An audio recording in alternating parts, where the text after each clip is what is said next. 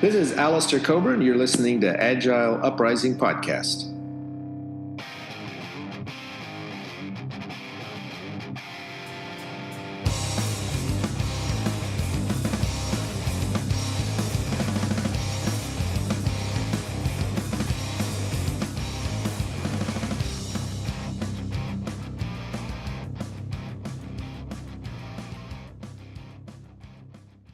Welcome to another edition of the Agile Uprising Podcast. I'm your host, Troy Lightfoot, and with me I have Kevin Callahan. Say hi, Kevin. Hey, everybody. Kevin and I are going to be talking about better decision-making with advanced product ownership. That's right. So before we get into that, Kevin, why don't you introduce yourself? Sure. Thanks, Troy. As Troy said, my name is Kevin Callahan. I'm an Agile coach and organizational development practitioner. I'm mostly interested in helping organizations get to where they want to be. And that looks a lot of different ways. It often ends up in the realm of product ownership and making better product decisions and getting more value for their limited amount of time and money to spend to do that.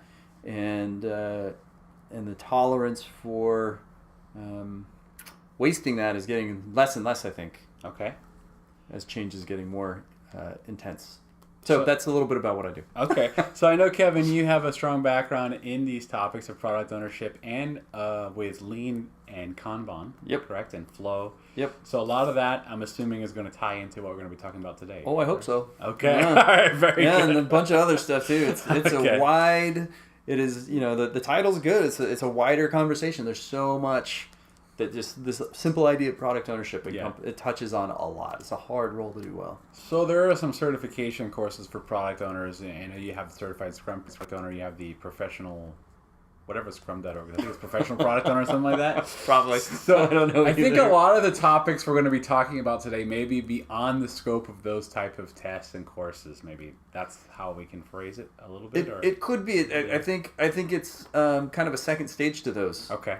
So in the 2-day product ownership class that I do teach, Yep. I recently had someone in there who said, I took the CSPO. I got nothing against CSPO. I think it matters entirely who your trainer is. Sure. Yeah. And for this person's experience, they said that they learned a lot more that was applicable. Okay. In what I was teaching, which is more based in flow and decision making, Right. and less about process. Sure. Okay. Fair enough. All right. So let's get into the first topic. So we're talking about making the right decisions based on context. Yeah. So maybe we can get a little bit into that. Sure. So context, man, what a big word. What a big idea in a little word. Right. I think that there's a couple of things that we want to be tracking there. One is the context of the product or the effort itself, and where is that product or effort in its life cycle? Is it something that is just brand new? We're trying to figure out, does this idea have legs? Or is it, we've kind of figured out, yes, it does. And we've done all the initial experimentation and early validation. And now we're ready to really kind of build a true product that's ready. Right. It's not generating revenue yet, but we have really high confidence that it will. Yep. And so thus it's worth the spend, the trade-off to buy it, right? To buy the development of it. Yeah. Versus something that's maybe a product it's robust, it's generating revenue, it's been in the market for months to years. Mm-hmm. Those are really different contexts of what Sure. do you do about that product. Okay. So that's one kind of area to think through. The other area I think that it's important is it's related is what is the market context you're going into? Is this an existing market that's saturated? Okay. And using the red-blue ocean metaphor, it's a red ocean. Okay. So you're fighting with other providers for a limited slice of the pie. Is this maybe somewhat innovative but not completely innovative? Okay. Or is this like a true blue ocean, which is we're going to invent a market? So can you get into the metaphor of red versus blue ocean? Sure. So I don't have the citation off the top of my head. Okay. Listeners, if you're interested, look up Blue Ocean Strategy. Okay. So the idea is from that model that the true innovation creates markets. Okay. Right. It's not about competing on kind of commoditized features, sort of the table stakes. Right. that space is the red ocean because it's full of blood. It's kind of a gory metaphor. Gotcha. Though for anyone who's been on the front lines of market competition, it's hardcore, man. Yeah. It's brutal. It's dangerous. It's easy to lose a lot of money really fast. Right. It's easy to misstep. It's easy to be successful and then really quickly lose your footing. There's lots and lots of organizations that they just have lost their way, and Okay. so we want to mitigate those risks. Okay. Versus blue ocean being an entirely new idea. Right. Okay. No one's even heard of it before, right? And Right. you build a market. You go out beyond where everyone else is, where the water's still clean, and you make something out there. Okay.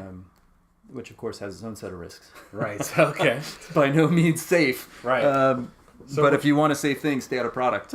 So when you're teaching or coaching this, when it comes to context with product owners, is there any techniques you use for it, or how do you typically teach it or coach it? Well, yeah, I mean, it has to be relevant to the room. Okay. And if I'm lucky, I have, the client that we've worked at together. Right. They already segment their teams and their efforts into the Three Horizons model that I mentioned, sort of alluded to. I didn't really call it out. It's in The Alchemy of Growth is the book title. Okay. Though that particular business context it's for the most part established products. Okay. Right. Right. And so for those product owners, I don't spend necessarily as much time talking about things like lean startup. Right. I spend a lot more time talking about things like cost of delay. Sure. Because Okay. they can calculate that. They just have to do it. Right. When I've worked in the really, really cutting edge innovative parts of that organization, I don't spend any time talking about cost of delay. Right. And I spend all my time talking about lean startup. Gotcha. Okay. Right? Yeah. And it's just that trade-off. You got 2 days with these people, and how do you make it the most valuable for them, and kind of steering them to where, I don't know what's best for them either. Right. But I have a sense, right, as Okay. their guide. So how does the Three Horizons model tie into this? Okay, so Three Horizons basically breaks. It's based on a couple of ideas. One idea is that any product or market has an arc shape, Okay.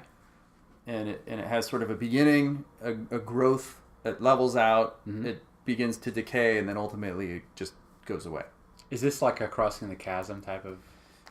It could, yeah. I'm not as familiar with Okay. that book. Okay. So Gotcha. could be, right? Okay. I mean, one of the things, as a side note, one of the things that I've noticed as I read more and more and more that Yeah. there's not that many new ideas, right? There's Sure. just- Yeah. It just kind of, there's these underlying patterns, Right. and then different people kind of take different aspects of them Okay.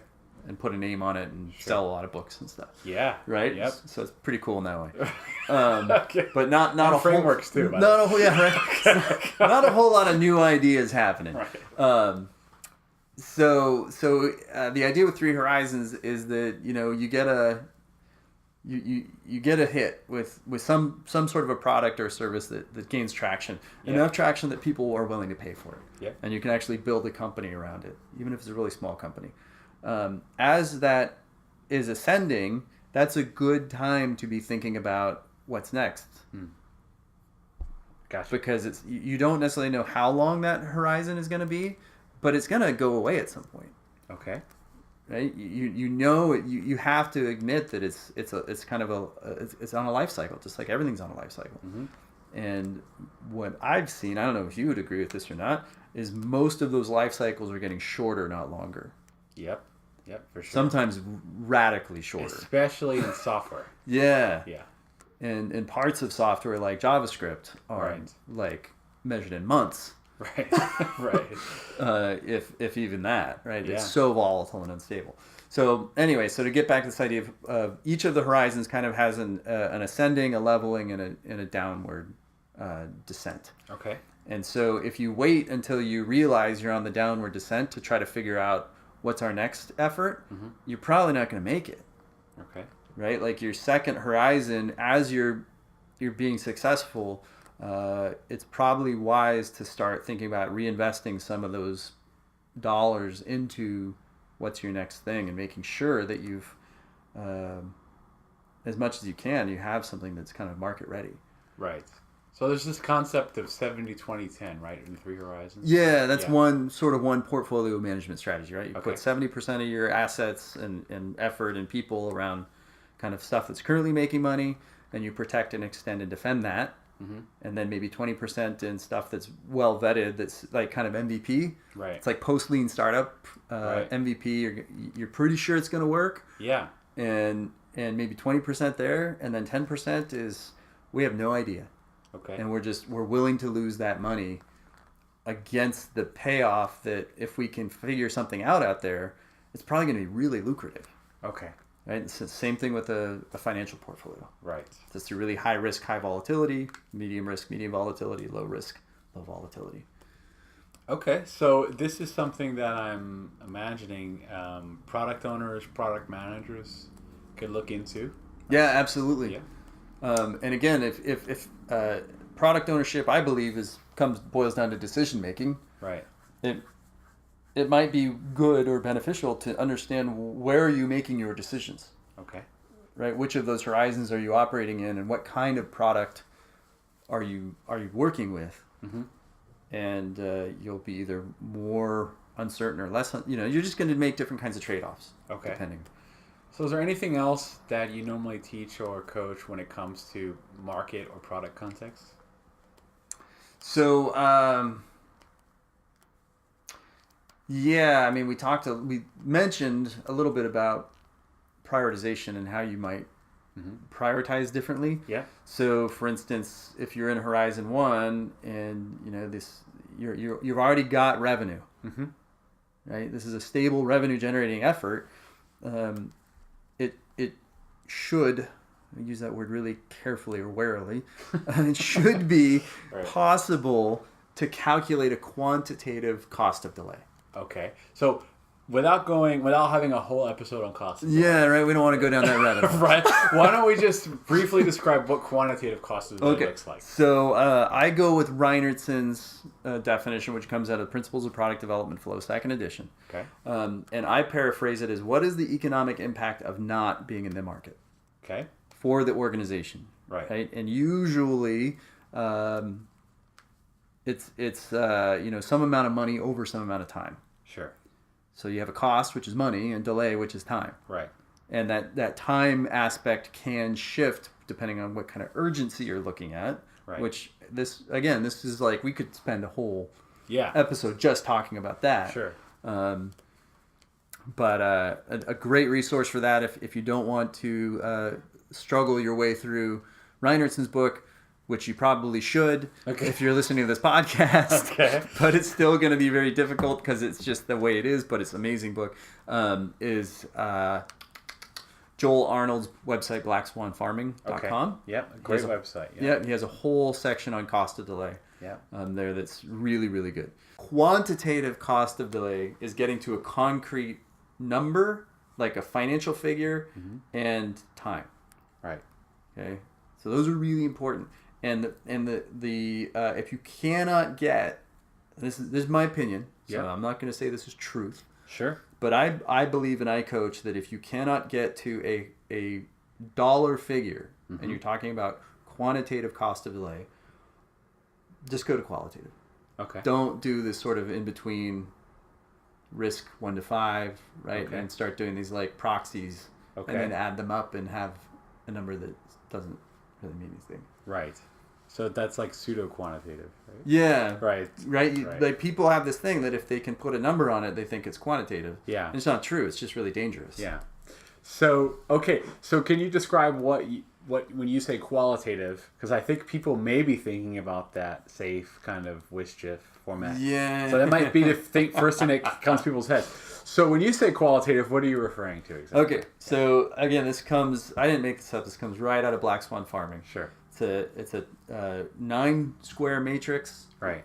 3 squares on one axis of value, low, medium, high. Yep. And that can be, it could be financial value, but it could also be any other value you'd want to ascribe to it. Like if you have information around customer satisfaction or something that's non-financial. Yeah. Right? Okay. And that's kind of where qualitative gets kind of more interesting, because not everything that you want to measure is a visible figure, as Deming would say, right? And then the other axis is urgency, whenever, Right. maybe soon, or maybe now, Okay. right? And that's a 3x3, so you have 9 squares. Yep. And you figure out how do you make scopes of work that are succinct, kind of independent chunks, and you collaboratively lay those out on that grid. Right. And you can't put everything in now and high. Right. Right. It's a very limited square. Like Yeah. it's literally real estate constrained. Sure. And when I've used that, I've intentionally, like, we've taped it out on the floor, and our scopes were on 8.5 by 11 sheets of paper, and the grid was only big enough. You could only put like 4 sheets of paper in each. It's not a quadrant, but in each piece of each cell of the grid. Yeah. And it kind of just having that constraint visually drove a really powerful conversation for the group. There's about 30 people. Right. Circled around this thing, just having a conversation. They weren't arguing. They were just trying to understand together. They realized we're on this together. Sure. And it behooves all of us to make the best decision together. It was really cool. So I'm going to debate a little bit of this topic. All right. And then, Good. We don't have to go into so crazy into it because I want to get to the other stuff. But Yeah. I do want to say that I think it depends on what you're going for. Here's All why. right. Because I think both of the things you mentioned, quantitative and qualitative, are obviously can work, will work in those scenarios, right? I also think that something like SAFE's Greatest Shorter Job First, or something, I sat with another product owner at this current client we're at, and we kind of created our own framework based off of cost of delay. Okay. And you probably wouldn't like it. But it worked for us, okay? And when I say work, this is what I define by work. Yeah, okay? good. So the problem with this situation was this product owner had like 8 different stakeholders. Yeah. Okay? And there was constant conflict about prioritization. When's my stuff going to come? Why aren't you building my stuff? Why don't you start my thing now? Right. So then a lot of work ends up happening in parallel, and then it takes forever to deliver anything. Sure. And the return on investment it takes a long time. Yeah. Right? Yeah. So there's all this problem, and the real problem was people just weren't communicating. Right. That's the reality. Right. Okay? There's no collaboration and communication. Yeah. So it goes back to individual interactions, right? Yes. So to me, this is an example of individuals and interactions a bit over the process. So I'm going to give you an example of a process that we came up with that maybe not be ideal. Sure. Maybe isn't ideal, but ended up working. So it was taking the model that SAFE has when you have that time and complexity, relative value, and opportunity enablement and risk, right? Taking those 3 things and totally saying, forget this for now, okay? Yeah. What are the things that impact our decision making between all these stakeholders? Right. And we actually came up with 8 things. Okay. Okay, so it was a mix of different types of value. So one value might be like introducing a new revenue stream, right? Right. One value might be, it's similar to what you just described actually with the 3 horizons. Uh-huh. Okay. One value might be continuing, our ongoing and growing that market, right? Right. Things like that. Then other things would be like compliance, audit, more regulatory things, right? So, and then other things might be like employee satisfaction. Mm-hmm. So there's basically 8 different categories we came up with, which were context specific. Okay, and then we got everyone in a room for a full day. Nice. And it's important. And okay, and because they are into, and I say into, if they see an Excel sheet, they're like, yeah, that's what I want to use. Okay, right. So it's almost like meeting the audience where they're at in this case. Yeah. Okay, so we had this Excel sheet. They loved it because they saw a bunch of columns and rows, okay? Right. And the rows were like epics and features. Okay. Okay. And each epic and feature had a justification, had a goal for it, had what they were trying to achieve. So we came up with that stuff. And then each column, we only did weightings of just 1, 2, and 3. Super simple. Yep. So kind of like the 9th matrix, 1, Sure. 2, and 3. Similar concept, right? We didn't go planning poker, nothing like that, right? Good. And then we just got in a room and compared one column to the next, like one row, which is the epics of features, Yeah.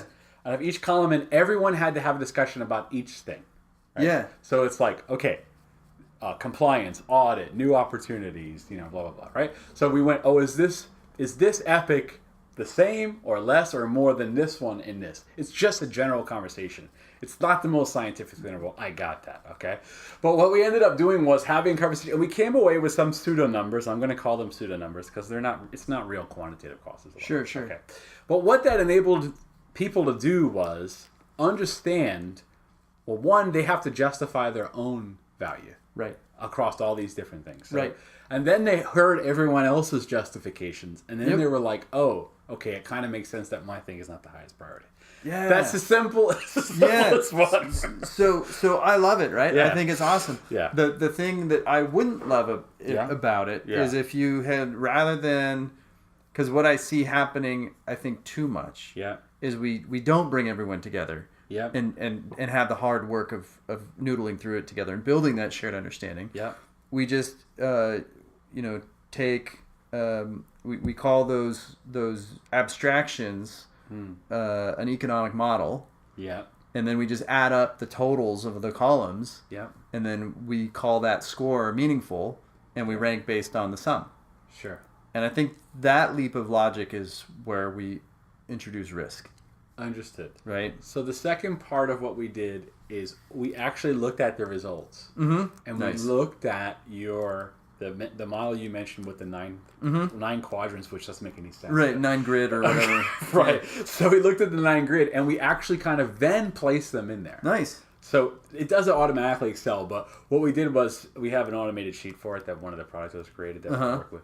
But what we did was we reviewed it basically and said, does this make sense? Right. Like once we went through all that. And then they were like, yeah, it does. So then we said, okay, so how are we going to sequence the work? Right. And then we used CD3 for that later. Okay. And then we went back to them and said... Do we need to define CD3 for these? Oh, yeah. So CD3 is cost of delay divided by duration. Right. So it's essentially once you figure out, like, if you're not going to use a quantitative cost of delay. So once again, quantitative is actual real dollar amounts. Right. Not coming up with 1, 2s, and 3s. Okay? Right. Okay. It's real dollar amounts. So if you don't have the real dollar amounts at the moment, okay, but you still want to do some kind of prioritization. So this is some... the next best thing, we'll call it that. I don't know what else to call it really. But so what we did was we said, okay, so we have what we think are the highest priorities based on cost of delay. So we looked at timing criticality and we looked at the value, all that stuff, across all the stuff. So then we went to the teams and we said, okay, teams, we just asked them bigger or smaller, right? And we just used affinity estimation, right? Affinity mapping. And then what we did is we just put them in buckets. And then we just put some ranges on the buckets. One bucket is 2 to 4 sprints. One bucket, weeks, right? Right. Another bucket is 4 to 8 weeks, whatever. So then we took some averages from each bucket, and then all we did was we said that was all the information we need to do that cost of delay divided by duration. Yeah. It's not an exact science. No one's holding the team to those numbers. Right. It's just, can we get enough information to be able to sequence the work? And the reason why you do that, and I would look up either weighted shortest job first, which is a safe thing if you're interested in this stuff, or if you can look up cost of delay divided by duration, which is CD3, which is you'll find on that Blackspong farming website. I'll just point out there is a disagreement between the safe implementation and Reiner Center or Josh Arnold. And there's a great if you're on LinkedIn, look up the post The Day Science Died. Okay. All right. And I can't remember who it's by, but again, I think there's going to be disagreement, right? And we both have opinions, and as we joked about before we turned on the mic, everybody's right, at least partially. Yeah. And I think that you said something that's really important, which is you may disagree. To me, you may disagree with me, but it worked for us. Right. Right. Yeah. And it's like, as agile coaches, I think it's really important, or coaches in general, to not be so self-righteous and arrogant that we think our idea is better than someone's pragmatic solution. Okay. And it's like, look, if you're going to tell me that it worked, I'm not going to sit here and tell you it didn't. Right. I might make some suggestions that are help widen the conversation. Okay. But I do think it's important to honor that people are figuring this stuff out, and they're figuring out stuff that works. Sure. And one of the things we know about complexity is that's going to happen. Yeah. Right? Like you can't take what worked in one context and apply it to another context if they're both complex contexts. Right. And reasonably expect to get the same outcome, because that's not how causality works in complexity. Sure. Right? Yeah. So there's that whole side of it, which is even more risky.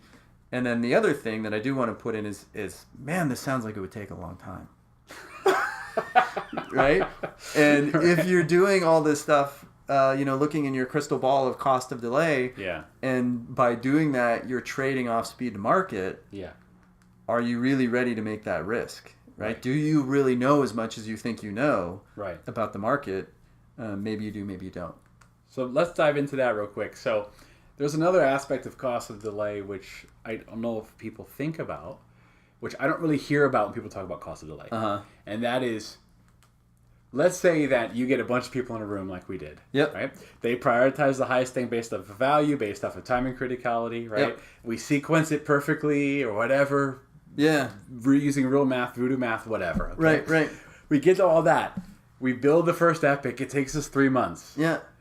Nobody uses it. Okay. Oops. All right. So Can I have my money back now?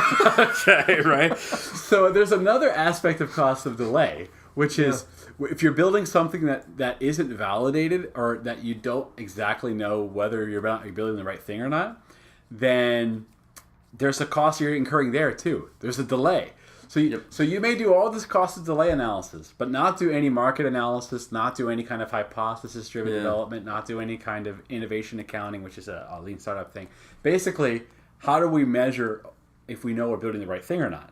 Right. If we're just kind of blindly going into this, then all of this stuff is not going to solve that problem. No. Yes. No, it won't. And the other thing, the thing that really freaks me out Yeah. when I teach product owners, and the thing that honestly is really terrifying to me still, is if we're not building the right thing, Right. someone else is. Yeah, that's a good point. Right. Or most likely. Or someone else is figuring out what it is. Right. And if it's not us, that again, that's one of those just amazingly deep risks Yeah. of you could, I guess, call it opportunity cost. Yeah. Right. Like if you're not if you're investing your limited time and limited money in building something that you're for whatever you're doing to validate, you haven't. Yeah. That means not only are you building the wrong thing, you're not building the right thing. Depending on the urgency profile and just all kinds of other stuff, you might not ever catch up. Right. Yeah, makes Right? sense. I remember the Zune? Yeah, the Zune is a perfect example. Okay. We I talk about that. There's a few other examples. Can't think of any of them off the top of my head. One, I can think of one. All right.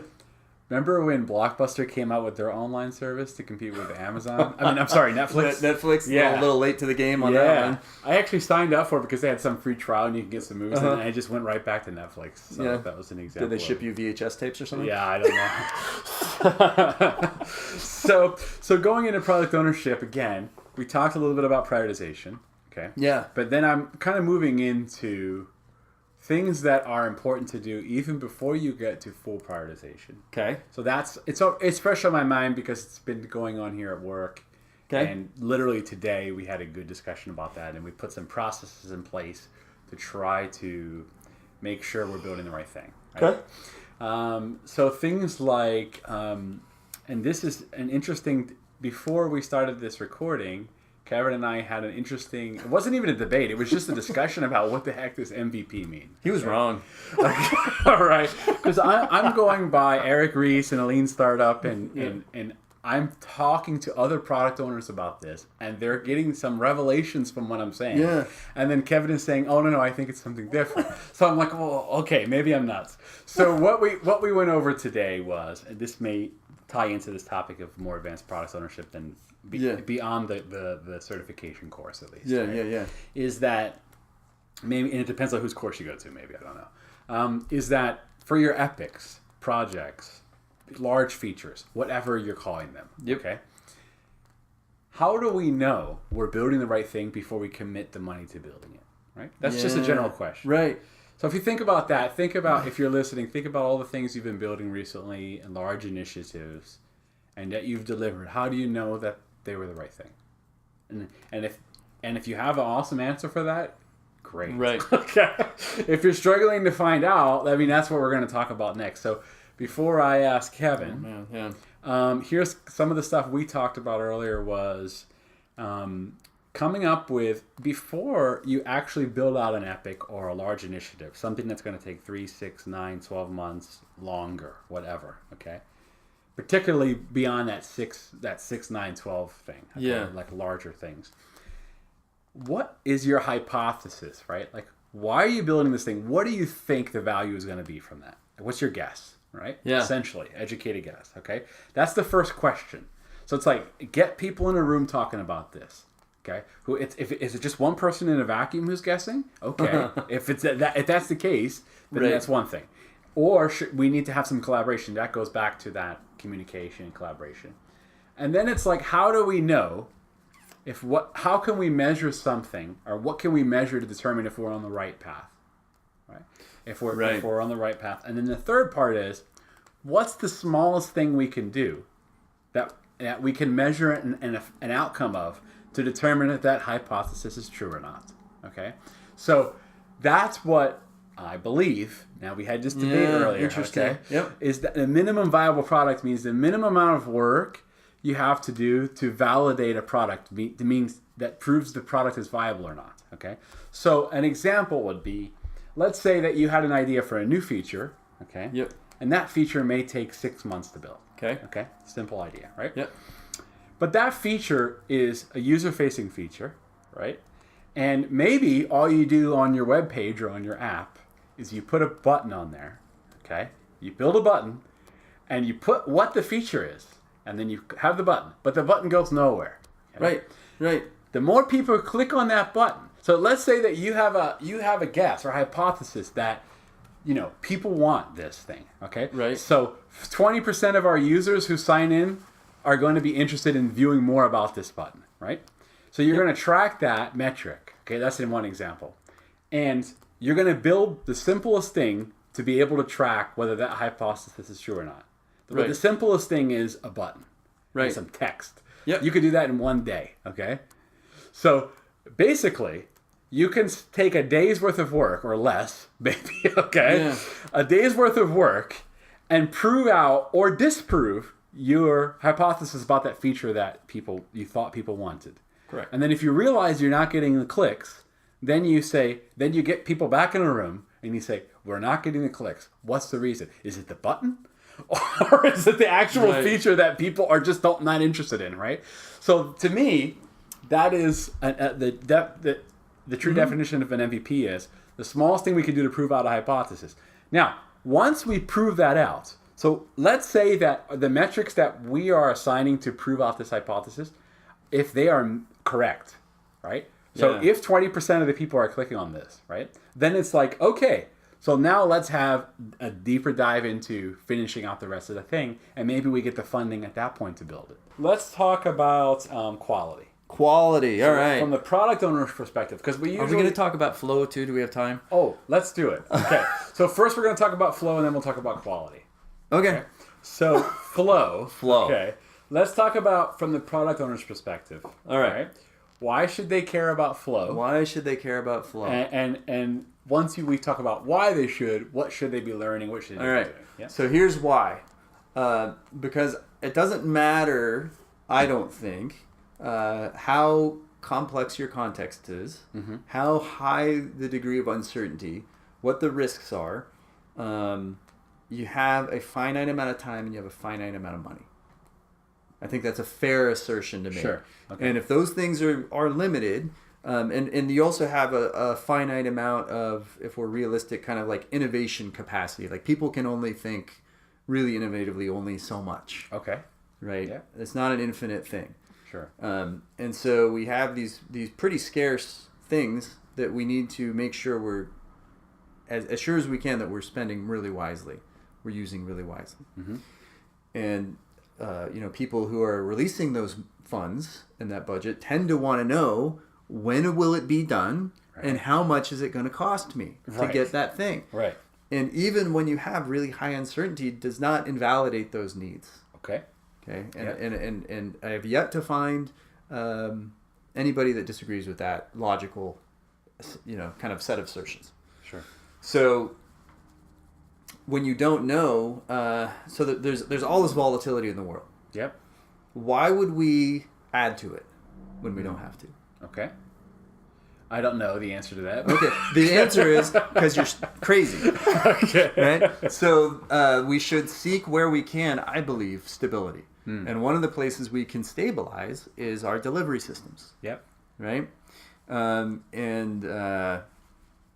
Flow, I conceptualize flow as the art and science of managing your deliveries. And I use that word really intentionally.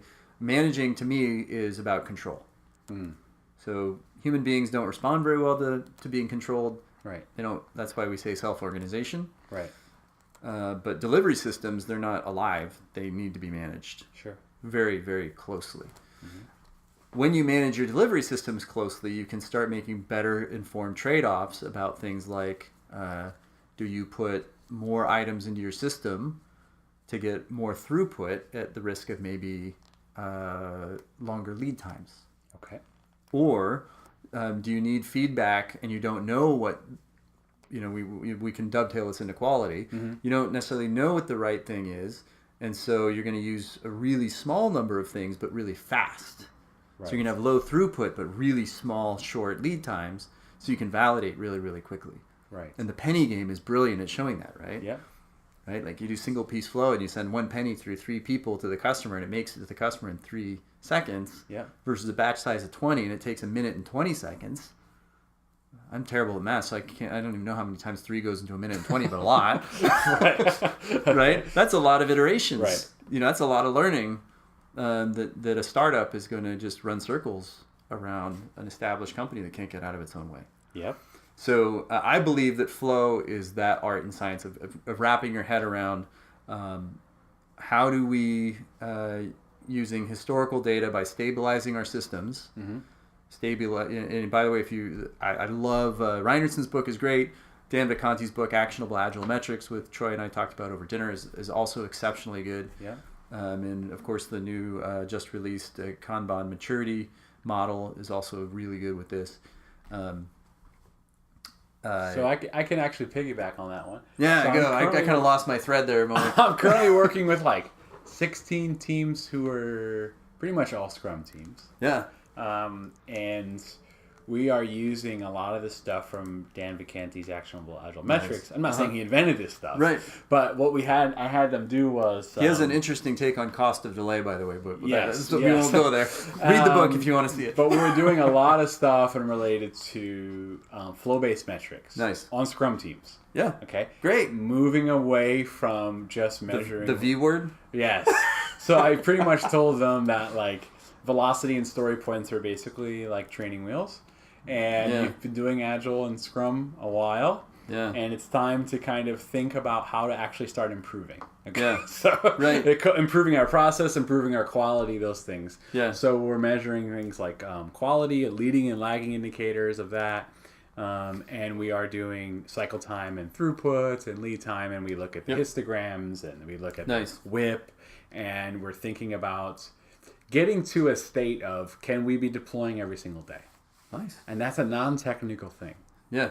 So they're really... It's a delivery thing, right? Yes. So, there's a great website. It's a delivery thing. It's a great blog. I can't remember who writes it. So they have all the technical tools in the world, but they deliver every 2 weeks. Yeah.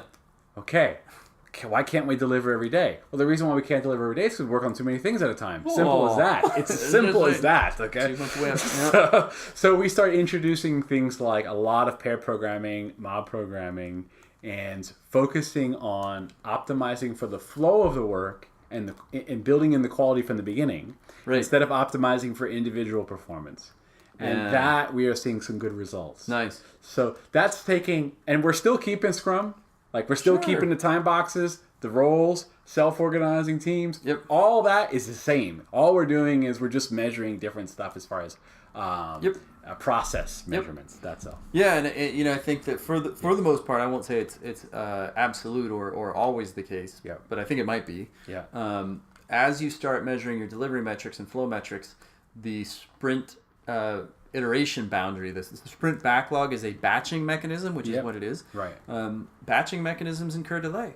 Yep. So it's a queue. Scrum builds a huge queue at the front of the the work state on purpose. So there's a mindset shift about delivering 2-week batches, right? Yeah. So we're trying to get to, okay, fair enough. Can we create a goal for 2 weeks? Okay. But as we deliver things incrementally on that goal, we can deliver whenever we want. Okay. What's the point of all these awesome technical tools and the ability to have the best CI/CD pipelines if you deliver in large batches and have crap quality? Okay. Because really, what's the point? Yeah. So if you don't focus on flow, Yeah. and you don't focus on building in quality and reducing your WIP early and throughout the process, Right. I don't care what technical practices you have. Right. You're not going to be Right. able to deliver as fast as you could, okay? Yeah. So when we say that we start to sprint and every developer picks up a story on their own and they go away for a week and in their stand-ups they're just like, well, I worked on this. Okay, cool. I'll see you tomorrow, right? And then next week they're like, oh, maybe we got to start integrating some of this work and all this. So too late. You could have the So doomed. best technical tools in the world. If you work in that manner, you're never going to be able to do continuous deployment because continuous deployment assumes that you're doing it continuously, and which requires a focus on flow. So that's at a team level, okay? And I'm ranting. I'm sorry. Yep. Okay. Don't get him started. Okay. So product owners, right? So I guess one I would say, and I'm going to defer to Kevin after this statement. So if you're Scrum Master or if you don't have a Scrum Master, I don't care. Okay? If your team, if you do have a Scrum Master, let's start there. And your Scrum Master doesn't know about this stuff. Tell them that they should learn about this. They should, yes, absolutely. Yes. If you don't have a Scrum Master, then teach the team about it. Do something, okay? Because this is something that's really needed on the team level. Yeah. And again, to hook it back, so there is a thing called probabilistic forecasting. Yep. And it's fit for purpose, to use one of David Anderson's. At least that's where I heard. It's really big. That phrase is really big in Kanban community. Yep. It's fit for purpose of trying to figure out when are we going to be done. Yep. Right, for work items of this type. What on average in the past have we done? And if you're constantly introducing instability or volatility into your systems, and there's several classes of that. One of them, the probably the worst one or the most frequent one that we see or that I see, is you move people around constantly. Yep. But not by their choice. Like, they're not organizing around the work. They're organizing around someone's spreadsheet. Yeah. Right. Yeah, makes sense. And so that and if you have a good CFD, for instance, a cumulative flow diagram, and you're measuring this stuff, you can see those impacts. Yep. Express in the metrics. Right. They express in the visualizations. Yep. If people are constantly being moved around business domains and they're not allowed to gain sufficient depth in them, that's a source of volatility. If they're constantly being moved around technical environments and they're not able to gain really deep competence in a tool set or a stack, that's a source of volatility. Process changes. Right, like you can just go down the list, and those things are all within. Those are policies, like those are policies that are made, and thus they are. We can make different ones that stabilize the systems instead of destabilize our organizational systems. Yes. Right. Yep. And so I think that if we choose, so one of the questions that I now lead with as a coach, as I get engaged at like program level and higher. What are you trying to, why are you talking to me? Right? Like, why am I here for you? Right. And they often don't know. Right? They have a sense of, we want to be more, agile or whatever. Right. And usually when I say, does the word predictability hit for you? Usually they go, yeah. Right. Yeah. Yeah. Being more predictable would be good. Right. Okay. Like, if you're going to agree to that, that's going to have certain ramifications that we need to be really explicit about, right? And starting with these, this list. By the way, I got that list from a group of product owners who were complaining to me that it was a massive program, right? Multi-million dollar, like over $100 million program. Okay. And the product owners were complaining that their teams weren't predictable. Is that something you're able to share out publicly, or that list? Yeah, of the instabilities? Yes. Yeah, those three, right? Yeah. And I just asked them, I said, well, what would need to be true? What would need to be stable for them to be predictable? Well, they'd need to be stable teams. Okay. Are you, and so they rattle off stable teams, stable business domain, stable technology, stable process, Right. stable strategy, stable execution environment. Okay, how many of those things are stable here today? Right. And they just sort of look at each other and they go, none of them. Right. And why are you telling me that your teams aren't predictable again? Like, you just answered the question. Yeah. It's not their fault. Right. Right? Systems produce the behaviors, not the people in them. Thank you, Mr. Deming, right? So all of this, so again, when you get a handle on your flow metrics, you must begin, you'll both see the instabilities in your system, then you can choose whether or not you want to fix them. Yeah. And when you start stabilizing your systems, you get to the point where you can then begin to probabilistically forecast based on real data. Yeah. And then you build trust. Yep. And then you can actually deliver. And then you have like a thing that's maybe a ship that's maybe going to not sink when it goes in this insane market that we have out there. And then you can use cool stuff like Monte Carlo simulations. Oh yeah, right. It gets like, seriously, like this whole, it's kind of like you're a seed growing up through the dirt and you can't see anything, and then suddenly like you pop out of the surface and it's like, oh my God, there's this whole other world up here. Yeah. Yeah, and the companies that have gotten there are thriving, and the ones that haven't can see those companies and they're trying to emulate them, which gets into cargo cult agile. Yep. Right? And like, if we just do the things that we observe them doing, it's like, no, it's not about what they're doing. It's not their practices. It's who they are, right? And can we talk about quality? Yeah, let's hit quality really quick. Yeah. So what would you like to say about quality? So here's what I'd like to say about quality. So I come from a development background. Yep. And given my druthers as a salaried developer, I would like nothing better than to refactor. Okay. Probably a lot longer than I need to. Right. Right? Because the design can always be more elegant, and it can always be more succinct, and it can always be, the naming can always be refined in it. But you hit that point of diminishing returns. That as a developer, I don't know you always have the perspective. I certainly never did. Yep. I was too close to it, and I was too in love with my code. Yeah. And it was really hard to abandon it, right? As Leonardo said, art is never finished; it's only abandoned. Yeah. I think the same is true of design and architecture, and you have to understand what's good enough. Yeah. And I think most places don't get to good enough. They don't necessarily risk going too far and gilding it. Right. And so I think having a sense of how do we define quality here, and getting just it's like just some really basic stuff like the solid principles out of object-oriented development, right? Yeah. Single responsibility, that's pretty easy to measure. Yeah. Open closed. Yeah. Do the same files continue to get edited over and over and over again, or do they stay done? Right? And new files are added as those classes are extended if you're doing object-oriented programming. Yeah.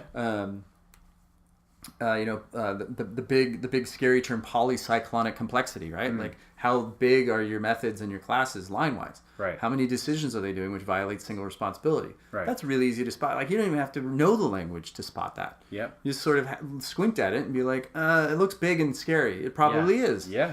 Right? And that's probably worth refactoring out. And if you're at all confused about what the heck we're talking about out there, likely if you're a product owner, you're like, what? So check out, I highly recommend, there's a few books by Robert Martin Clean Code. called Clean Code. He's got a new one called Clean Architecture.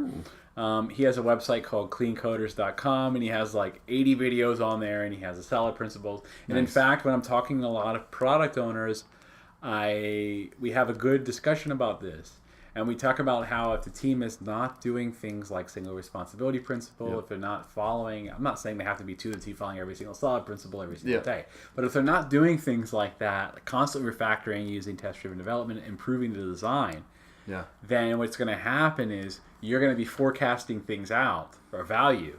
And then over time, you're going to have way more technical debt. You're going to have more and more refactoring stories start to creep in. You're going to have, and you're going to become unpredictable. Yeah. So well, it's unstable, right? Yeah, It becomes unstable, unpredictable. The people you say you're going to give something and you can't give it because of these quality problems. So this is the type of stuff we're talking about. Yeah. So one other really good name. Her name's Sandy Metz. Yep. She's more in the Ruby and Rails community, but she kind of self-identifies as a translator. Yep. Right. So she takes these concepts that are maybe pretty abstract and translates them to plain language. Okay. I had I'll just wrap it with a story from a team that I coached, and long story short, they had some quality problems with how they were writing code. Yep. And they had told me that they knew how to do this. Yeah. And I believed them. Okay. And it was only after some time, several sprints worth of work, that we were going to talk about some automated integration testing. And backfilling some integration tests. Yeah. And so I paired with one of their developers, and I said, so let's show me some code that you would like to start with, because we can start anywhere. Yeah. And he popped open an editor, and I just kind of looked at it, and I looked at him, and I said, I thought you were doing TDD. Like, this is not testable code. Yeah. So we got in this whole conversation about that. Kind of had a tough love conversation with the team. Developers in general don't like to be told your code isn't clean. Right. They didn't take it very well, but we did have trust. We had a good relationship. So we had a hard conversation. It went well. And the same team came back to me about, I think about 3 or 4 weeks later. And they said, Kevin, it's really interesting. We didn't change anything about how we worked. We didn't notice a decrease in our deliveries. We didn't notice a lengthening of how long it took us to do our work. All we did was we implemented solid, right? Wow. Single responsibility, interface segregation, right? Open closed. Liskov doesn't matter, right? In this context, and dependency injection or dependency inversion. Yeah. And they said we saw their count was we saw our defects go down to 80%. Wow. That's amazing. Right? 80% defect reduction just from spending a little bit more time. I do believe it was more time while they were in the context, which is almost free. Yeah. Yeah. Right? It's almost free to get it just that little bit further of higher quality. That at the end of the day, it didn't make any difference delivery-wise, except now they've got stuff that they're happy with. Yeah. And now they have choice. Right? Optionality has returned to them and to their product owner. And you can't buy that. Yeah. Right? It's priceless. It's one of those asymmetries. It's just priceless.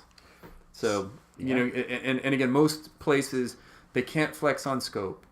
They can't flex on budget. They can't flex on time. And so they flex on quality. And once you flex on quality once, it's really hard to pull it back. Yep. And it just gets exorbitantly expensive. So if anyone's familiar out there that increasing quality automatically increases productivity, that's a paraphrase, I believe, of Deming, but it's true. So focusing on quality early, you will become more productive over time, right? Yeah. So what seems counterproductive at the beginning, right? Why would I pay to have 2 developers work on the same thing? Okay. Why would I pay to have 4 developers work on the same thing? Okay. Right. All these things. If you're building in quality and you're not creating the bugs in the first place, then you have less need for people manually testing things. You have less need for all these things. One, you're going to be more productive over time. And it's funny because if you have people collaborating like that, you end up reducing your WIP naturally. Which, that's a really interesting... Which leads to better cycle time and lead time. You get a lot of benefits from working that way. It's just... And so from a product owner perspective, because that was sort of like a very geeky engineering sort of side, very specific to the software domain. I think the takeaway for product owners is trust the people who are doing the work to be able to define these things. If they can't define these things, help them to understand why they need to. Yeah. Or find someone that does understand those things and can work with that team, like a technical coach. Right. Right? Who can instill those values in a way that the team can adopt them and keep them after that person has left. Gotcha. Right? Yeah. Because you, as a, product owners, I don't know, am I going to say this? I think product owners often won't know how to define technical quality. Yeah. Right? It's not their job. But you should at least be measuring it, though. It's interesting. It's one of those things where, this might be an interesting sort of idea to wrap with, is that being responsible for something happening is not the same as being responsible for doing it. Mm. Yeah. Right? Makes sense. And there's so many things as we get into higher complexity environments where success is built on interdependency, and success is only achievable through a multitude effort rather than one person's heroic effort. Right. That getting clear that just because you're responsible for something happening does not mean you have to do it. And in fact, most of the time, I think it's better to not do it. And that, whether that's prioritizing a backlog, like what you were talking about, your story of all these different stakeholders, it's their job to make those hard calls. Yeah. It's not the product owners. The product owner just needs to make sure it happens. Right. But it's not sustainable to put themselves in the middle of that and try to manage that. Yep. They can't. Yep. Right? And so getting really clear, what am I responsible for making sure is happening versus what am I responsible for doing? Gotcha. Okay. Right? And get clear on that, and that's where you start finding some really cool asymmetries in your efforts. I wanted to thank you, Kevin. Well, thanks, Troy. This has been fun. It's been fun. Good conversation. Hopefully people are still awake. Okay. I know, right? It's always, you never quite know, right? Yeah. So if someone wanted to reach out to you, Kevin, they wanted to get in contact with you, I know you're doing some work, right? Yeah, I'm doing some work. So you can find me, my company's website is interactionagility.com. So you can find me on the great World Wide Web there. You can look me up on LinkedIn if you would like. I am Kevin Callahan, MSPOD, which is a Master's of Science in Positive Organizational Development. Okay. It's kind of a mouthful. Yeah. So either of those two channels are just fine, and you can find me there. Is there a 2-day cert I can get in that so I can put it against my name too, Kevin? Sorry. All right. It is 2, but it is not days. Okay. All right. It's fair not enough. months either. All right. And you can reach me at G4S Troy on Twitter and on the Coalition at coalition.agileuprising.com. Okay. And feel free to join in the free discussions there. If you like this, if you have questions about this, feel free to post on there. And if you have any other topics you'd like for future podcasts, please feel free to go to the coalition.agileuprising.com. Thank you.